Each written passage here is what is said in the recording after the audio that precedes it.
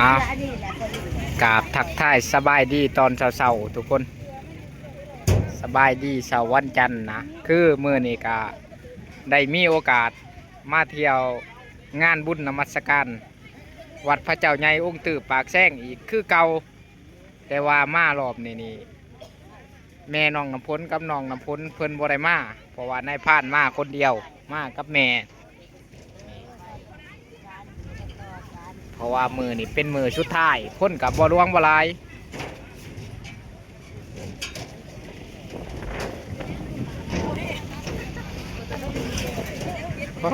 บรรยากาศกับสีหนาวๆแน่มือนี่ผ่านมากับบ่ได้หนาวปานใดแต่ว่ามือนี่ล่มค่อนข้างล่มคนกำลังเริ่มทยอยกำลังไหลเข้ามาคือจำพวกที่นอนนี่สินค้าอันดับหนึ่งในงานเลยเพราะว่าทุกๆคนนี่เขาสิชื่อขุดเครื่องคอง